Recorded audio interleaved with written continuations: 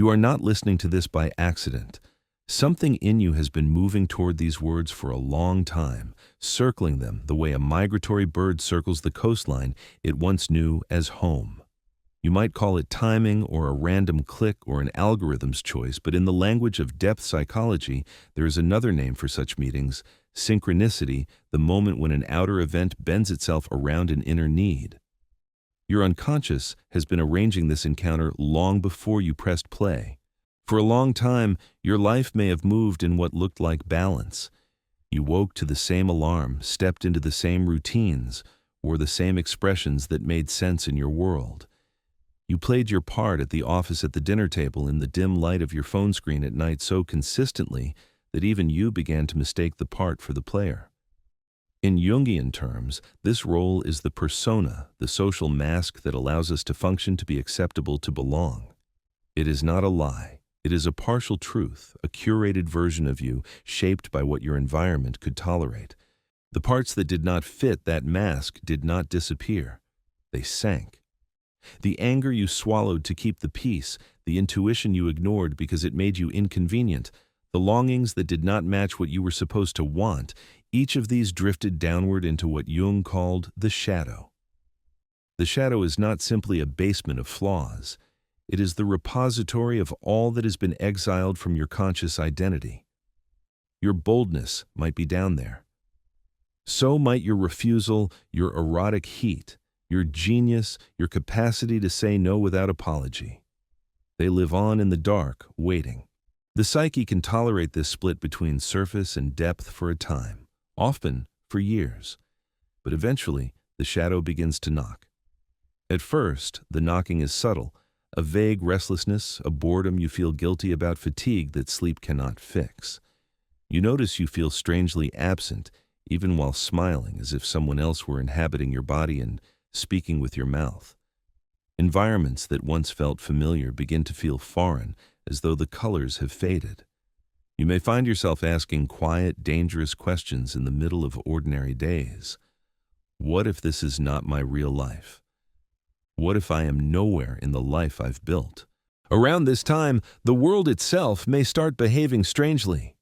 Certain symbols repeat a particular animal, a number, a song that follows you from cafe to street to radio.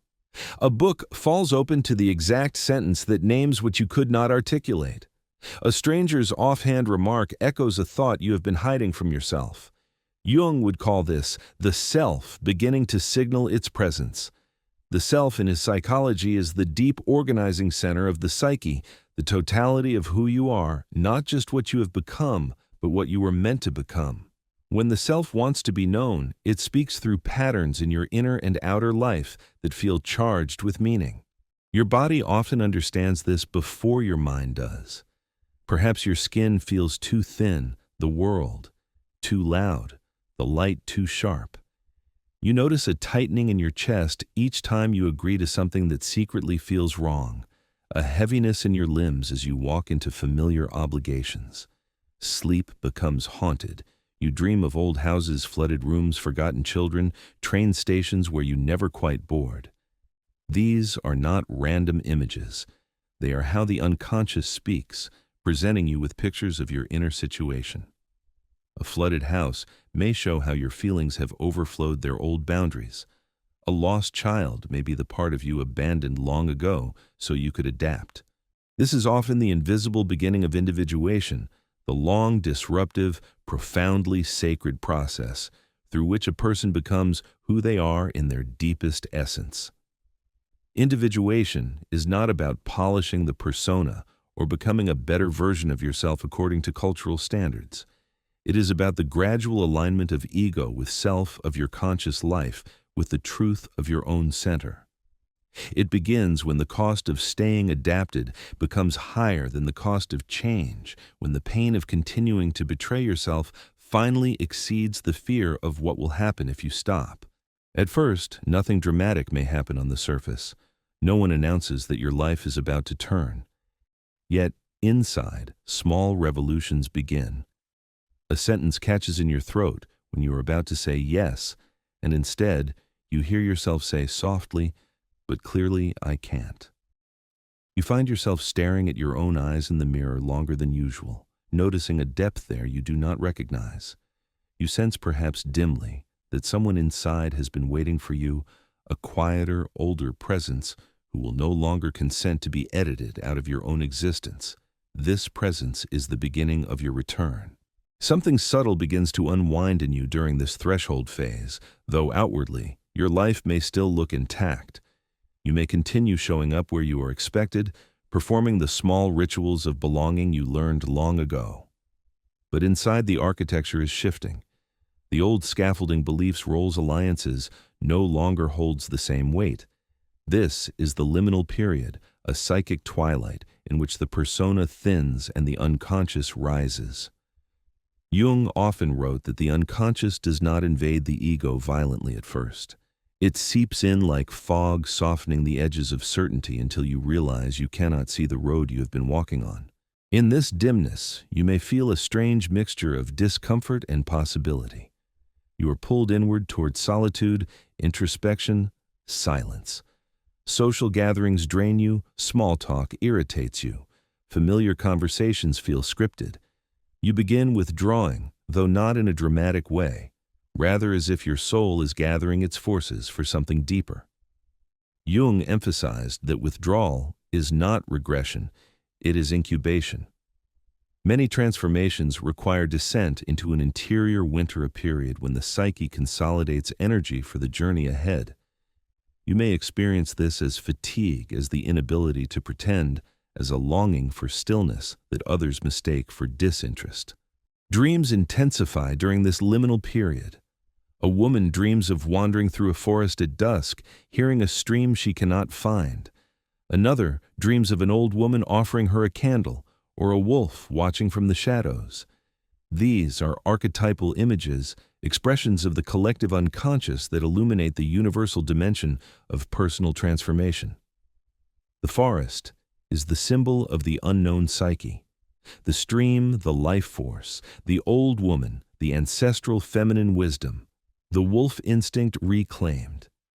Even if you do not dream vividly, you may feel these archetypes stir in your waking life through sudden intuitions, a rising anger, or a sense of being accompanied by something older than your personal story. It is during this threshold that many women first confront the realization that the life they have been living was constructed in response to external demands. This recognition does not come as a single insight, but as a slow disillusionment. The career you pursued may feel misaligned with your inner purpose. Friendships built on your reliability rather than your authenticity begin to ring hollow. Romantic relationships reveal their hidden architecture, perhaps built not on mutual recognition, but on your capacity to abandon yourself in order to be loved. This is where the father complex often emerges, not as a single remembered event, but as a patterned orientation of the psyche. The father complex in Jungian terms refers to the internalized image of the father and how it shapes authority, worthiness, ambition, and one's relationship to the masculine principle. Many women discover that their striving professionally, emotionally, spiritually was driven by an unconscious wish to win some symbolic masculine approval. Not necessarily the literal father, but the internal figure representing judgment, recognition, and permission. When the mask begins to crack, this complex loosens, and with it, the old compulsions to earn love through performance. As these inner structures weaken, something else rises, a pull toward what is raw, instinctual, unmediated. You may find yourself suddenly annoyed by old expectations. You might feel a surge of anger when someone speaks over you, a clarity when someone minimizes your needs, a sharpness when you feel unseen. This is not a problem of temperament, it is the shadow beginning to surface. Jung taught that the shadow does not only contain darkness, it contains all the vitality you had to suppress in order to be accepted. When the shadow rises, you feel life again, sometimes in disruptive, disorienting ways. Your energy begins to change. Your body becomes more responsive, more honest. You may cry more easily or become more protective of your solitude. You may feel a desire to clean your space, to move, to reorganize, to get rid of objects that feel heavy with old identities. This is the unconscious expressing itself through behavior. The psyche always prepares us for descent before we consciously recognize what is happening. Something in you is clearing space for a journey into your own underworld. This descent is not a collapse, it is an initiation. You are entering the depths not because something is wrong, but because something in you refuses to remain buried. In this liminal twilight, the faint outline of a doorway appears. It is not outside you. It is the threshold of your own psyche, and crossing it will require the courage to enter the territory where your deepest truths and oldest wounds reside. At first, the descent begins quietly, almost imperceptibly, like a soft unthreading of the familiar. You may find yourself lingering in memories without meaning, drawn back to scenes you thought you had outgrown. A childhood room, a kitchen table at dusk, the look on someone's face the first time you learned that love could be conditional. The psyche, when preparing for the underworld journey, begins by loosening the doors of long-sealed chambers. What rises is not punishment, it is memory-seeking integration. In Jungian psychology, this descent is known as the Nekyia, the inward journey into the unconscious, the night sea voyage every soul must undertake when the old life can no longer contain the emerging self. The Nekyia is not depression, though it may wear depression's garments. It is not despair, though it may feel like a darkening. It is the psyche drawing you downward to retrieve what was lost, abandoned, disowned. You do not choose this descent. It chooses you. Your outer life during this time may appear muted. You might find yourself withdrawing from conversations, halfway through staring at walls as though something just behind them is calling your name. A woman once described it to me as the sense that my real life is happening in another dimension and I'm supposed to find my way back to it. This is the language of the unconscious, inviting you deeper into the labyrinth of your own truth. The shadow becomes unmistakable here, not as an enemy, but as a guide. Jung understood that the shadow contains the very substance required for transformation. It holds not only anger, jealousy, and fear, but also autonomy, passion, and a sacred refusal to be diminished. As you descend, you may experience surges of emotion that seem disproportionate to the moment. A small slight ignites a fury you didn't know you carried. A minor boundary crossing unleashes grief that feels ancient. What you are feeling is not about the present, it is the echo of earlier wounds finally given voice. This is where the body speaks most loudly. Tightness in the chest may be the residue of years spent silencing yourself. A knot in the throat may be the words you swallowed as a child. A heaviness in the limbs may be the fatigue of carrying an identity that was never truly yours. Jung emphasized that the psyche communicates through somatic experience because the body remembers what the mind learned to forget. As you go deeper, dreams often assume a mythic tone. The woman who once wandered through a dusk forest now stands before a cave. Another encounters a powerful animal, a lioness, a serpent, a black horse, symbols of instinct returning. Jung saw these animal figures as expressions of libido, not in the narrow modern sense, but as the fundamental life force eros, vitality, desire, will. When such creatures appear, it signifies that psychic energy is shifting from repression toward renewal. You may also encounter ancestral images, faces of grandmothers you barely knew, echoes of women who carried silence so you could carry voice. This is the realm of the collective unconscious, where transgenerational patterns reveal themselves. Many women discover that their exhaustion is not solely personal. It is the weight of inherited stories about sacrifice, self-erasure, and duty. The descent allows you to see the invisible threads tying you to the wounds of your lineage. But it also reveals the strengths you inherited: resilience, intuition, the capacity to endure, the capacity to rise. If you are attentive, you may notice the father complex stirring again, but differently now. Instead of driving you to seek external validation, it surfaces as the realization that your inner authority has been overshadowed for years. The internalized masculine, The voice that judges, measures, demands may become loud in the underworld, criticizing your slowness, your sensitivity, your confusion. But this confrontation is necessary. By seeing this inner tyrant clearly, you create the possibility of separating from it. The father complex begins to dissolve when you recognize that the authority you have been seeking outside was meant to be discovered within. In the depths, it is common to feel disoriented. You may question everything: your choices, your relationships, your faith in yourself. But questioning is not collapse. It is rebirth in its first stage. The ego, stripped of its old defenses, becomes permeable enough for the self to emerge. This permeability may feel like vulnerability, and it is. But in Jungian terms, vulnerability is the opening through which the unconscious delivers its messages. The underworld does not immediately offer answers. It offers symbols, sensations, intuitions, each a fragment of your truth. The task here is not to understand them intellectually, but to stay with them, to let them speak. The descent asks only one thing of you: honesty. Brutal, tender, unflinching honesty. This is where the false identities die, not with drama, but with quiet realizations: I cannot live like this anymore. I cannot shrink. I cannot pretend. When you admit these truths, even silently, the deeper work begins. The shadow steps forward, the old complexes loosen, the ancestral patterns unfurl, and somewhere in the dark, your authentic life force begins to stir. As you move deeper into the underworld, something profound begins to happen. The darkness that once frightened you starts revealing its contours.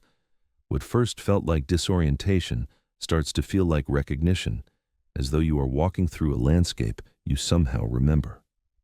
Jung wrote that the unconscious is not a chaotic abyss, but an ancient terrain with its own laws, symbols, and guardians.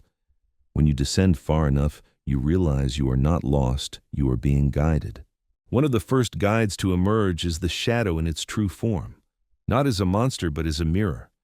You begin to see all the parts of yourself you exiled because they made others uncomfortable. Your intensity, your ambition, your erotic fire, your anger that once protected your boundaries, your capacity to walk away, your refusal to be lied to.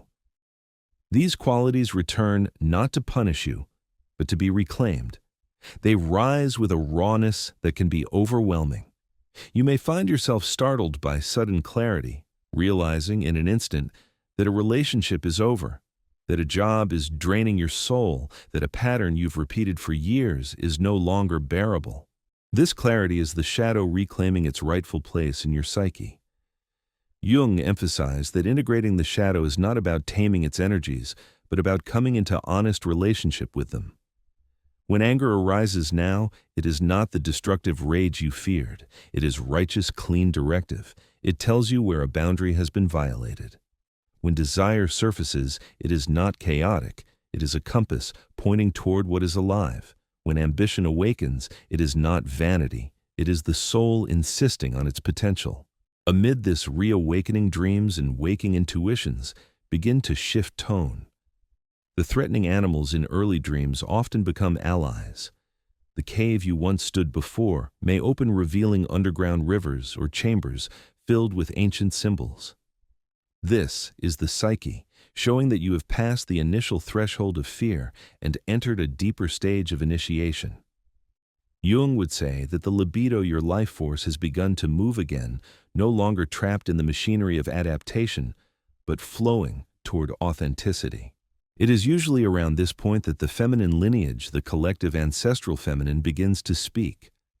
Women often report sudden grief that seems to come from nowhere, or a sense of carrying not only their story, but the stories of mothers, grandmothers, great-grandmothers whose voices were muted. This is not imagination. It is the collective unconscious revealing its patterns. Jung believed the psyche is not isolated. It is a node in a vast web of inherited images and experiences. When you descend deeply enough, you touch this web. You may feel in your bones the weight of generations of women who learned to survive by appeasing, by softening, by quieting themselves. You may sense their exhaustion in your own. But alongside this grief comes something unexpected, a flood of strength. Not the strength of endurance alone, but the strength of ancient knowing, the intuition that once guided women before their instincts were domesticated. You may begin to trust your inner signals more fiercely. You may feel guided by something older and wiser than your conscious mind. As this ancestral layer awakens the father complex, the internalized masculine shifts again. Where it once appeared as a tyrant demanding perfection, it now reveals its deeper wound. The part of you that learned your worth had to be proven. In this space, many women realize how deeply they sought masculine validation externally through relationships or careers, internally through relentless self-measurement. The underworld shows you the cost of this contract, the silencing of your instincts, the surrender of your authority, the habitual self-doubt. But here in this depth, something extraordinary happens. The inner masculine begins to be reconfigured. No longer the punitive voice of judgment, it becomes the supportive structure that allows your feminine nature, intuition, creativity, eros to thrive. Jung called this the healing of the animus. You may feel this as a newfound clarity in your thinking, a stronger sense of inner authority, the ability to make decisions without begging for permission. Your inner no becomes clean. Your yes becomes sacred. And then, like a spark catching fire, the creative libido awakens. This is not creativity in the narrow artistic sense. This is eros, the pulse of life that animates everything. You may feel drawn to movement, to writing, to changing your environment, to speaking truths you once feared. You may feel ideas arriving unbidden or a sudden need to transform stagnant aspects of your life. This is the self preparing for emergence, and it often arrives with an urgency that surprises you. This creative fire does not blaze outward immediately. At first, it glows from within, illuminating long-forgotten corridors of your psyche. You begin to understand why you lived the way you did, not with judgment, but with compassion. You see the patterns of your life not as failures, but as symbols, each one a message from your unconscious asking to be acknowledged. The descent gives you new eyes. You see the architecture of your inner world, the roots of your fears, the origin of your longings. And in this recognition, the possibility of rebirth appears not as a distant promise, but as a presence.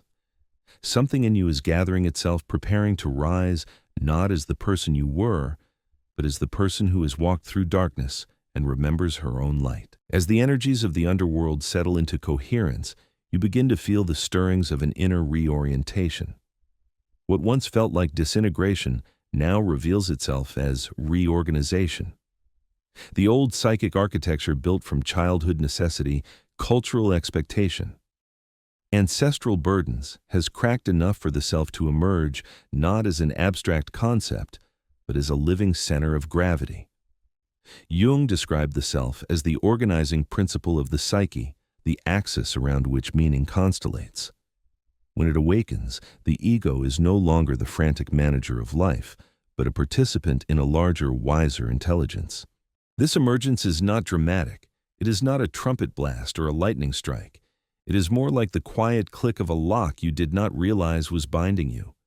You wake one morning and notice that the air feels clearer, or you find yourself declining an invitation with no guilt simply because your body whispered, "Not this." You walk into a room where you once felt small, and suddenly you can breathe. This is what it feels like when the ego begins aligning with the self, a subtle but unmistakable sense of coming home to your own life. From this center, the world appears different. Not easier, life still demands courage, but more comprehensible. False obligations begin dissolving on their own. Relationships built on your compliance loosen like old knots. You stop explaining yourself not out of defiance, but because you recognize that truth does not require defense. You notice what nourishes you and what drains you, and your choices begin to shift accordingly without negotiation. This is the beginning of sovereignty, not dominance, not control, but the authority that arises from inner coherence. And with sovereignty comes a certain loneliness, though not the desolate loneliness you once feared. It is a luminous solitude, the kind that accompanies anyone who has stopped living according to the collective script. Jung knew this solitude well. He wrote that the individuated person stands apart from the herd not out of arrogance, but because their inner compass compels them toward their own path. You may feel it now, the slight distance between you and the roles you once played, the widening gap between your emerging truth and the expectations others still project onto you. Some people will drift away, not because you rejected them, but because your new clarity no longer supports dynamics built on self-denial. Others may accuse you of changing, and they will be right even if they misunderstand the nature of the change. They may call it selfishness, instability, rebellion. Yet what is actually happening is reclamation, the return of your life force, the return of your voice, the return of the parts of you that were silenced so you could belong. But as some fall away, others appear, people who recognize the language of authenticity, who respond to your presence rather than your performance. These are individuals drawn not to your persona, but to your essence. Your transformation becomes a signal in the collective unconscious, calling to those who are also awakening. When you stand in your truth, you unconsciously give permission for others to approach their own. With this new alignment, your arrows, your creative libido begins to flow outward. Ideas arrive with clarity. Actions feel rooted rather than reactive. You begin to build a life that mirrors your inner architecture. It does not matter whether the changes are large or small. What matters is that they are real, issuing from your center rather than from fear or obligation. You understand now that your life is not a performance, but an unfolding, and your task is not to perfect it, but to participate in it wholeheartedly. Eventually, after months or years of inner movement, you find yourself in a moment so quiet, you almost miss it, a moment when you look into the mirror and see someone you do not need to betray. A moment when the past no longer grips your throat and the future no longer terrifies you. A moment when the voice within and the life without speak the same language. This is the homecoming, the true return. You realize that nothing outside you has the authority to define you. You realize that witnessing your own soul is the beginning of every wisdom. And then the deepest truth reveals itself not as a thought, but as a knowing. You are never becoming yourself. You are remembering yourself. If this journey has resonated with your own unfolding, I invite you to like, share, and subscribe so that our exploration of the psyche, the mythic feminine, and Jungian consciousness can continue. Share your reflections in the comments. Your story may be the symbol someone else needs to awaken.